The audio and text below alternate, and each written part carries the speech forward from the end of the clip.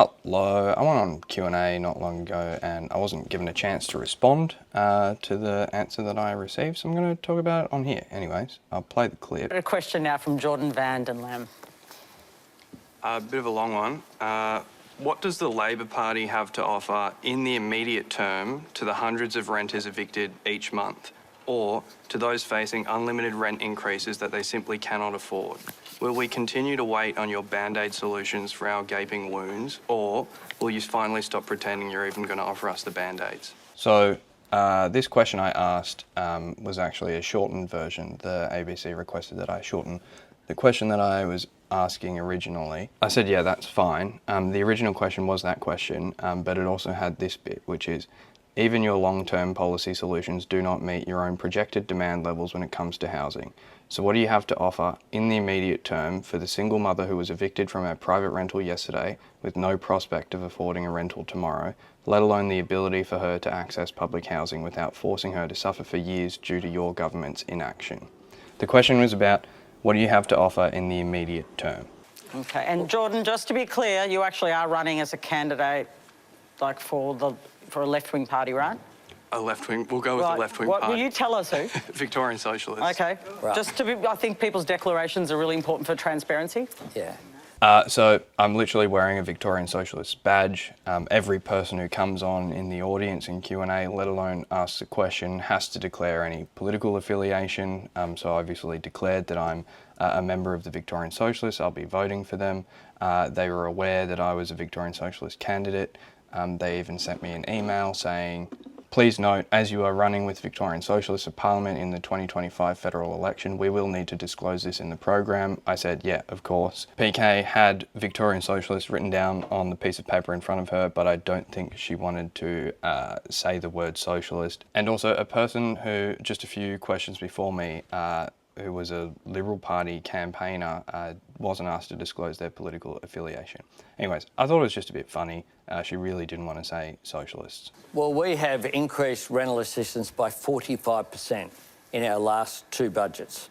Which is a subsidy to landlords. So I interjected here because he said rental assistance, and I assumed he meant Commonwealth rent assistance, which has been increased by 10% twice. But he was talking about rent assistance generally speaking, so that includes funding to community legal centres as well as the increase to Commonwealth rent assistance. He does say, yes, this is immediate relief though, and that is correct. This is the only portion of his answer that actually refers to the immediate relief. However, it's already happened. He doesn't refer to anything that the government has on offer in terms of immediate relief. But I'll talk about rent assistance and stuff in a sec. So, sorry, that's immediate help for people who needed that help. The first time ever there's been 2 consecutive increases in rental assistance. So now he's talking about the Commonwealth rent assistance. CRA rent assistance is indexed twice a year, which is, it increases based on how much inflation has increased. That is, it's legislated increase. It has to increase twice a year. The Labor government increased the increase pretty much for the last 2. So they increased it by 10% each time. That is, generally speaking, a good thing. However, there are some significant criticisms of the Commonwealth Rent Assistance Program. Tenants New South Wales does a pretty good article on the issues with rent assistance. For example, they reference an Ahuri report which shows that rent assistance actually increases the price of rent. It is effectively a subsidy for landlords. However, it does help people. It certainly helps people. It's really hard to access. You have to be on an existing Centrelink payment. Your rent has to be within a certain threshold. If it's above or below, you just don't get it. In terms of the most recent increases, David Pocock asked, what's the actual impact of rent assistance for people receiving it? And DSS pretty much said that 2% of people who currently receive CRA will move from in to out of rent stress using the 30% rule. That's a good thing. That's 2% of people receiving the payment no longer in rental stress. That's great. It's not many people though. One of the good things about the Commonwealth Rent Assistance payment is that it goes directly to the tenant instead of directly to the landlord like it does in America, which means the tenant can decide whether to spend, that amount of money on medication, groceries, or their housing. No one should ever have to choose between those three things, but it does give the tenant a flexibility to do that, which is better than just sending it directly to the landlord, because that would have a much more direct impact on increasing the price of rent in the private sector. There's also some issues with the way that indexation works for the Commonwealth Rent Assistance.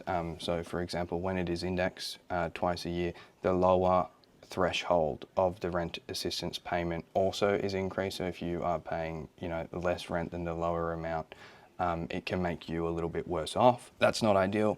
Anyways, rent assistance is good, but it's not great. The system itself, the Commonwealth Rent Assistance system, could be significantly improved. So solely relying on, rent assistance as your only method of immediate relief is kind of useless. Definitely check out the article by Tenants New South Wales though. We have, through the National Cabinet process, instituted much stronger support for renters' rights across the board that have been implemented in different ways by different state governments. That is almost entirely a lie. So while the National Cabinet process has improved some legislation when it comes to renters' rights, it's very minimal. And also the legislation that has been improved is not enforced by the government, it's enforced by renters, which, there's an existing power imbalance which makes these things impossible for renters to enforce, largely, or incredibly inaccessible for them to do so. Writing more laws on a piece of paper and then not enforcing them doesn't do anything to help us. That's not particularly helpful. Also, in states like Western Australia, public housing providers, the government, still evicts tenants, public housing tenants, without cause into homelessness, which is ridiculous. Like, how have we increased and strengthened renters' rights in Western Australia? We have not. Anyways, that's fucking infuriating. Something else that the National Cabinet process has done as well, which is a good thing, has been to increase the funding for community legal centres to provide rental advice and legal advice on renters' rights to institutions like Tenants Vic. However, if you've called Tenants Vic, you've likely received a message that says, sorry, we can't get to the phone right now. We are experiencing an overwhelming number of calls. Also, we're seeing other community legal centres close their night services and close their in-person services and shift to advocacy, so policy advocacy, instead of actually helping individual renters with their legal arguments. The community legal centre system is at breaking point. There's been a number of studies. They're still fucked. It is nowhere near enough. You literally cannot access these services. Well, like, some people can and they're incredibly lucky, but so many people cannot access these services because they do not have enough money. And we're addressing the issue of housing supply. If you don't address housing supply, then you won't solve the housing problem. And I note Jacinta Allen today making some really strong comments here in Victoria about changing the laws, making sure that local government actually approves increased housing supply around railway stations, around areas that are appropriate as well. That's a part of the change that we've driven through the system. We've got a $32 billion Homes for Australians plan. One of those is to assist people in private rentals. We have a build-to-rent scheme that was held up by the Senate for a long time. It only passed in December. But it will provide an incentive for more private sector rental properties. In addition to that, of course, we have put more money into public and affordable housing than any government in Australian history. Now, that was held up for a while too. You can't make a decision and then build a house and open it within weeks or indeed even a few months. But that Housing Australia Future Fund will make an enormous difference. Okay, so this section of the question, he pretty much acknowledges that, hey, I'm not talking about immediate relief anymore. I'm not answering your question, I'm talking about supply. A number of things to talk about on that topic. I'll talk about supply in a sec.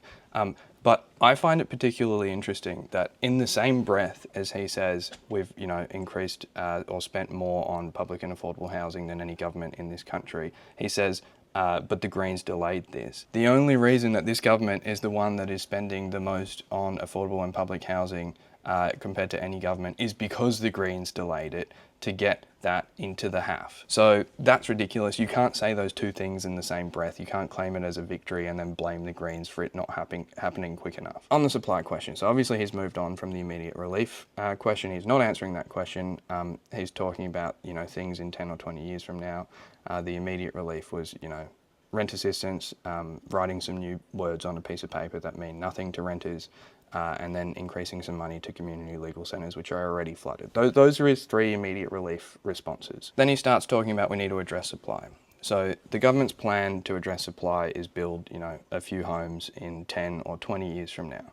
The government have said, our half is built 300 homes or whatever, which it turns out in Senate estimates was actually a lie. They just purchased existing projects and then made them half homes. So that's great. Yes, we obviously need to build more homes, that is correct. But this housing crisis is not a supply issue. In metropolitan Melbourne alone, a report has come out by Prosper, which excluding properties owned by companies, excluding properties on popular holiday destinations like the Mornington Peninsula, which is technically metropolitan Melbourne, but this was excluded from the study and that has a lot of empty homes, and excluding empty government-owned homes, there were 100,000 empty or underutilised homes in metropolitan Melbourne alone. At the last census, the amount of people experiencing homelessness in the entire state of Victoria was around 30,000 people. This means that in metropolitan Melbourne alone, there are more than 3 times as many empty or underutilised homes than there are people experiencing homelessness in the entire state. We do not have a supply issue. We have a distribution issue. We have enough homes. They're just empty and they're underutilised. This distribution issue cannot be solved by simply building more unaffordable homes. That's not how you solve a distribution issue. Building more unaffordable homes will simply exacerbate the distribution issue and an inequality issue. What we'll see is the amount of empty homes continue to increase. However, in 10 or 20 years, maybe rents will come down a bit. There's also data that shows if you dramatically increase supply, the average rent goes down a bit, starting with the most expensive rents will come down within the first year, and then eventually the average rent will come down. But the cheapest rents will actually go up. And that is obviously going to be detrimental to the people living in the shittest rentals because they're usually paying the least. So yeah, the plan is let's just build homes, not worry about how they're distributed because they're distributed unequally, and then that'll solve everything. That is just inherently flawed. I'm not going to play the rest of this because PK just, cuts in. She doesn't want me to respond to this question. Every single other questioner was given a chance to respond. But when I interrupted the Prime Minister in the first sentence, she gave me this, the biggest dirty I've ever seen. And then she starts asking her own follow-up questions, which are pretty useless. So, fucking whatever. Q&A is a joke. Don't vote for these fucking idiots. Vote for Victorian Socialists. Authorised by J. Vanden Lam St Kilda.